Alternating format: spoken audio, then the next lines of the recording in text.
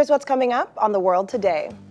New York begins reopening after lockdown as the country's death toll rises to over 110,000. Members of the Minneapolis City Council announced they intend to defund and dismantle the city's police department.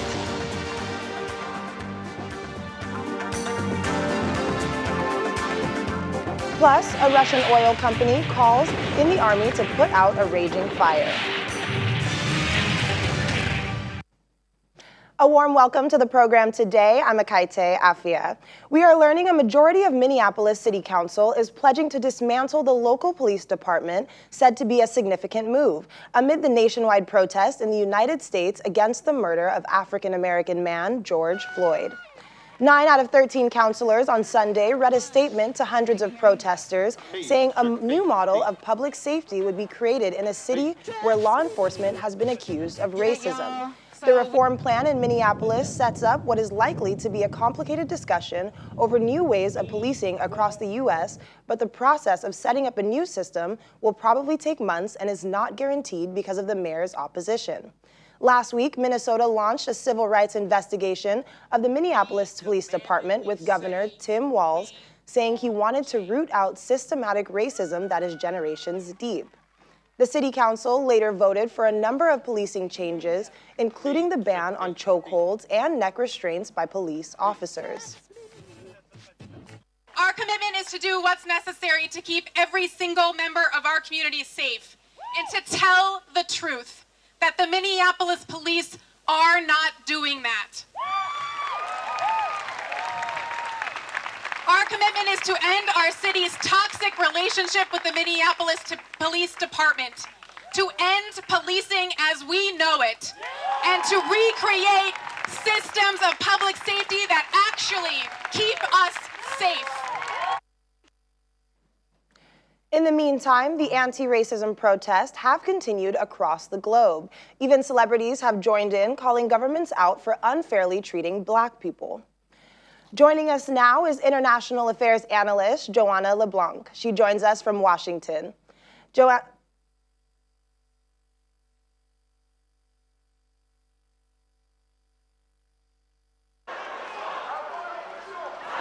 From Los Angeles to London, Madrid and Paris, protesters have been talking about why they have joined in the global protest against racism and racist activities. Me and my cousin were on the bus and he started looking at us in a weird way. When we got off the bus, he ran up to us and he was like, "Go back to where you came from. You don't belong here."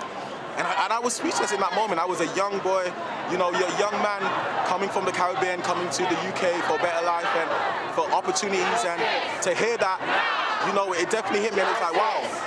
You know, it reminded me that racism is actually real. Black lives matter! Black lives matter! Black lives matter! Black lives matter! The protests in France are also for Adam Traoré, who was celebrating his 24th birthday on July the 19th, 2016, when 3 police officers restrained him using the weight of their bodies. By the time he was delivered to a police station, he was unconscious and could not be revived.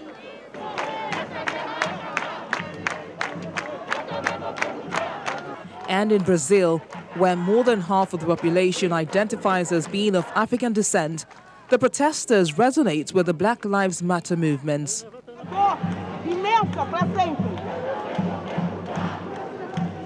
Police killings are set to be common in Brazil.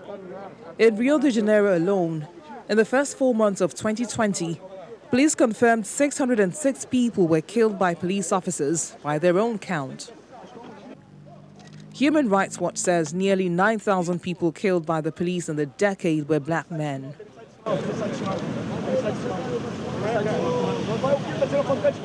More protests have been recorded in several European cities such as Brussels, Copenhagen, London, Budapest, Madrid and Barcelona. The way that the system has been set up, racism is embedded in that and it needs to end. Everything needs to change. People need to look at the way that they're raising their kids. People need to look at the things they're teaching their kids in schools. People need to look at what history lessons are on the curriculum. We need to look at everything.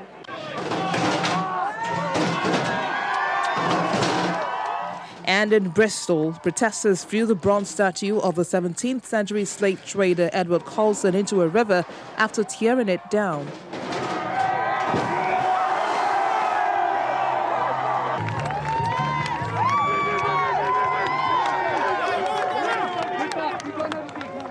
The protests, which usually start out peaceful, have often ended in clashes between protesters and the police.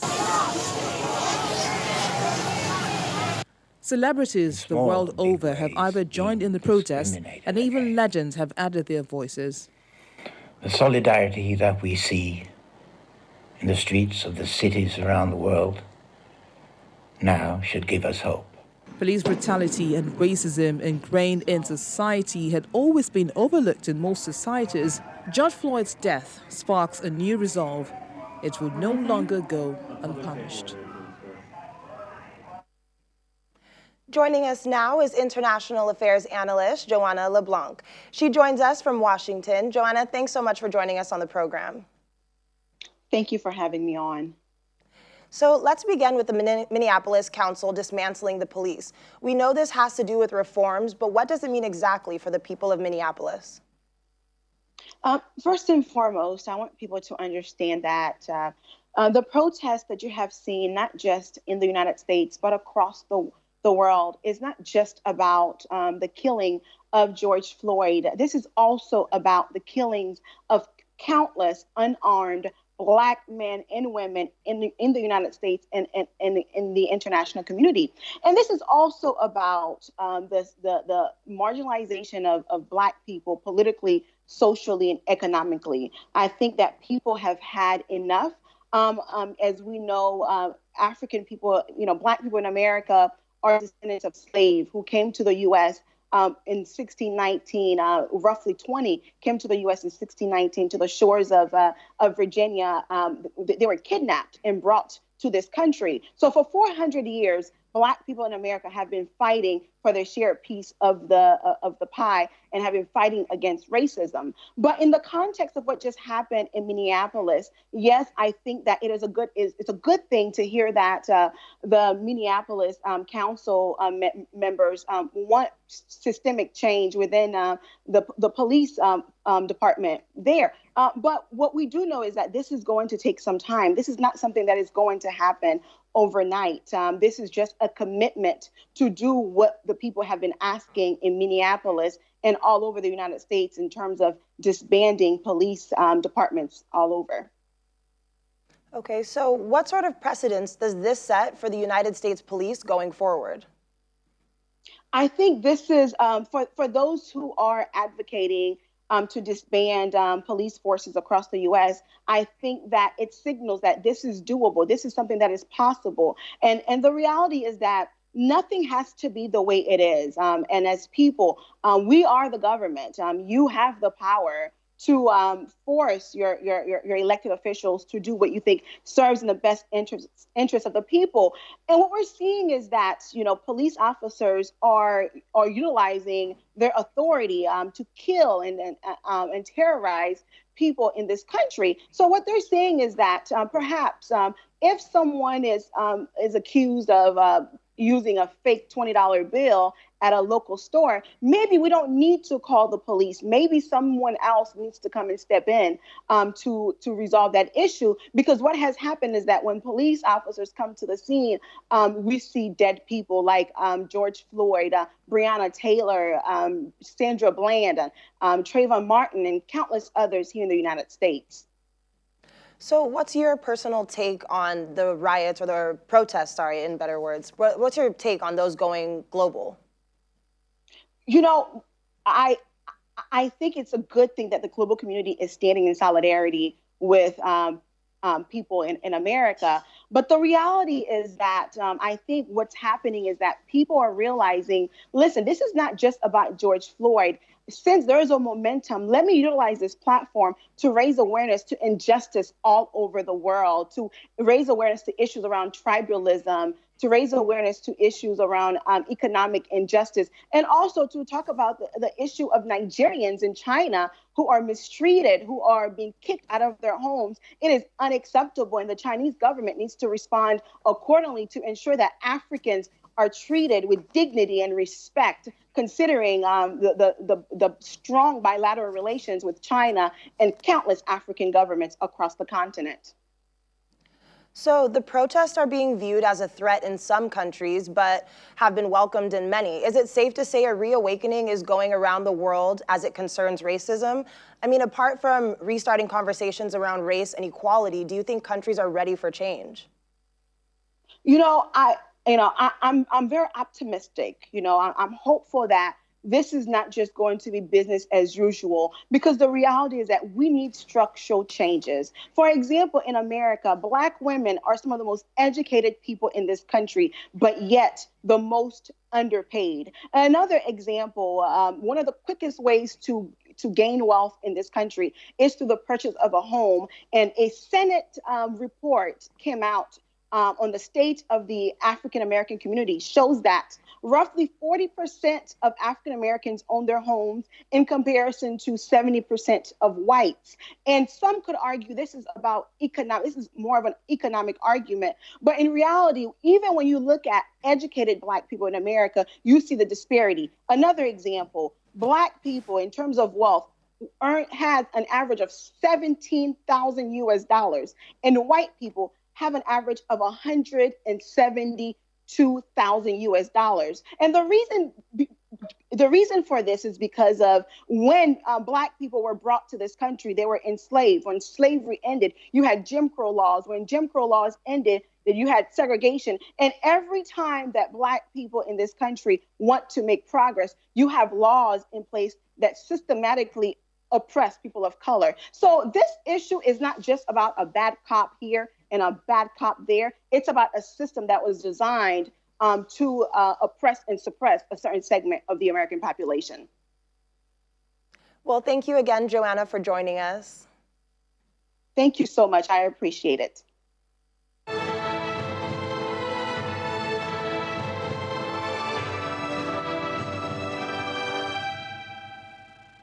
New York City in the United States is beginning to ease lockdown restrictions today, and that means as many as 400,000 workers can begin returning to construction jobs, manufacturing sites, and retail stores in the city's first phase of reopening. It's the start of the first phase of easing lockdown measures in New York, and New Yorkers were quite anxious to get back to work. More than 205,000 people have been infected with COVID-19 in the city, and nearly 22,000 people have died. Across the United States, the death toll has surpassed 110,000 as officials worry about a second wave of COVID-19 outbreak that could be coupled with the protests across the country over George Floyd's death.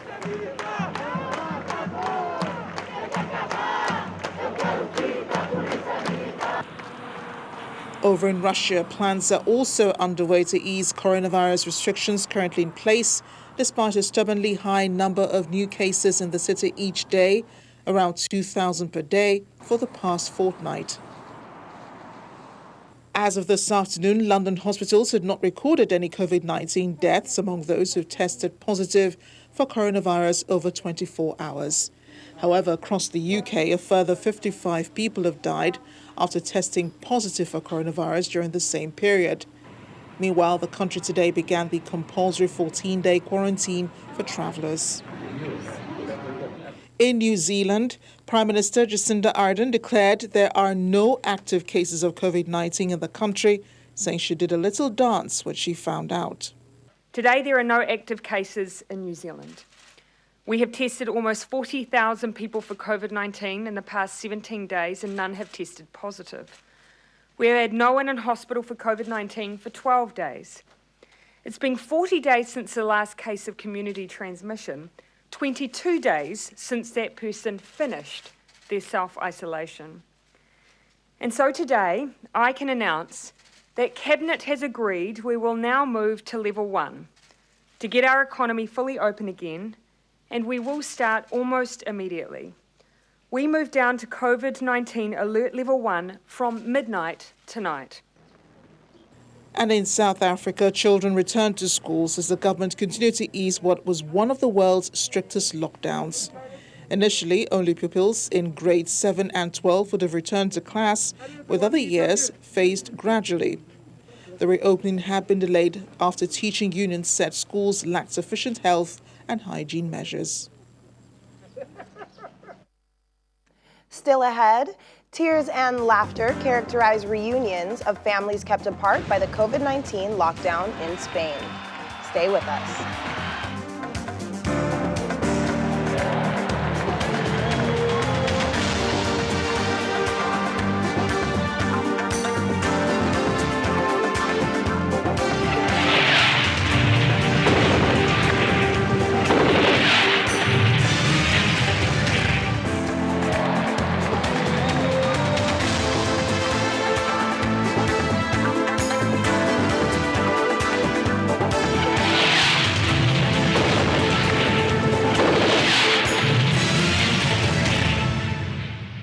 Welcome back. Well, China has blasted U.S. Senator Rick Scott's accusation that Beijing is trying to slow down or sabotage the development of a COVID-19 vaccine by Western countries, saying that the senator should present the evidence for his claim. The Chinese Foreign Ministry spokesperson Hua Chunying made a statement at a daily briefing in Beijing in response to Mr. Scott's accusation made a day earlier. She says that vaccine development is a worldwide effort against the pandemic, adding that the U.S. should also promise to make its COVID-19 vaccine a global public good when available. She says the research and development of a COVID-19 vaccine is not a competition between China and the United States, but a battle between humans and the virus. She says that President Xi Jinping has made a solemn commitment that after completing the research and development of a COVID-19 vaccine and putting it into use, China will make the vaccine a global public product and also contribute to the accessibility and affordability of the vaccine in developing countries. In a related development, some Pakistani and U.S. experts have commended China's newly issued white paper on the country's battle against COVID-19, titled Fighting COVID-19, China in Action. Sinologist at the National University of Sciences and Technology, Zamir Awan, says the white paper could set an example on how to effectively control and prevent the coronavirus. And Vincent Racaniello, a professor of microbiology and immunology school under the Columbia University, says China's measures to contain the virus are effective and necessary. Singapore's co-head of the government's task force, Lawrence Wong, says at least half of its newly discovered COVID-19 cases show no symptoms, reinforcing the city's state decision to ease lockdown restrictions very gradually. Singapore has one of the highest infection tallies in Asia, with more than 38,000 cases, because of mass outbreaks in dormitories for its migrant workers. It reopened schools and some businesses last week after a near 2-month lockdown. Based on our experience, for every symptomatic case, you would have at least one asymptomatic case.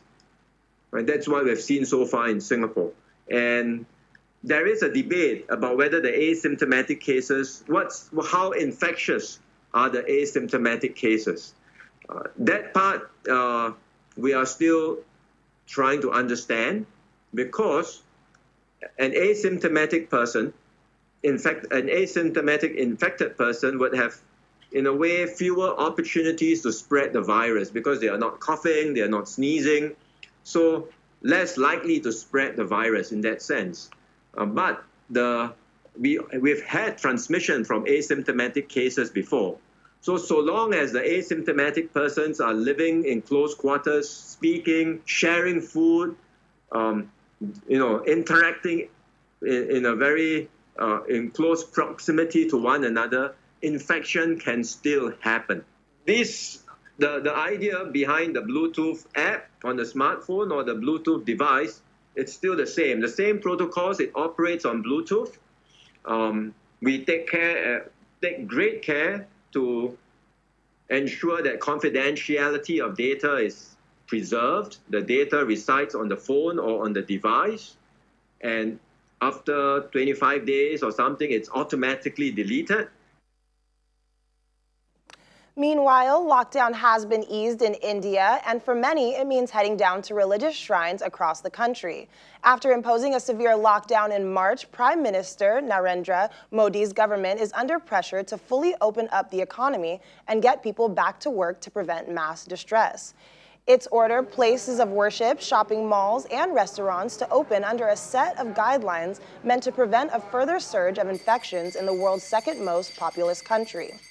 Worshippers wore masks, stood 2 meters or about 6 feet apart, and went through thermal scanners at Hindu temples in the capital city and elsewhere in the country that are usually filled to capacity. The health ministry says India's total number of coronavirus cases reached 256,611, just behind Spain, after a record one-day jump of 9,983 infections. Russia says it has successfully put out a fire at a Siberian oil well after officials called in the military to shoot anti-tank artillery shells at the wellhead from a distance in order to quell the flames. The well in Siberia's Urutsk region, operated by a subsidiary of the Urutsk Oil Company, caught fire on May 30th, and authorities called in the army on Friday. The Russian Defense Ministry says soldiers flew in an MT-12 Rapira anti-tank weapon to the remote site in Siberia and, working at night, fired rounds at the wellhead from 180 meters away in order to break it from the well. Soldiers in full military body armor and helmets, as well as coronavirus face masks, could be seen dragging the heavy feet of the weapon apart in order to set it up before shooting artillery rounds. The fire happened at a new field that accounted for just a tiny fraction of Urutsk Oil Company's overall output. In 2018, the company produced 9 million tons of oil and gas condensate.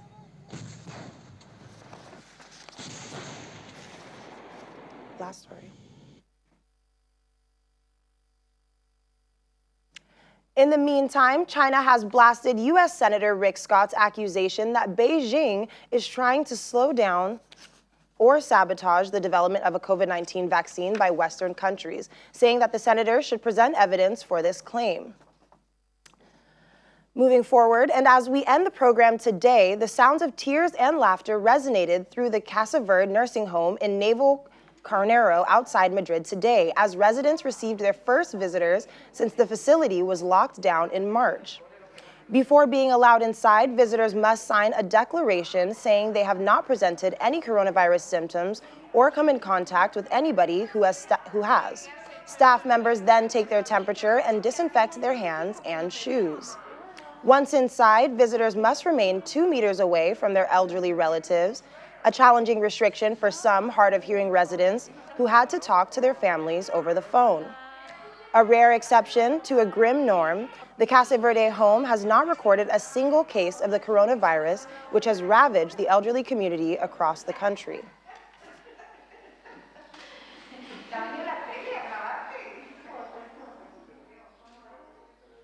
Well, that's all for the world today. Thank you so much for joining us. I'm Akaite Afia. Stay safe.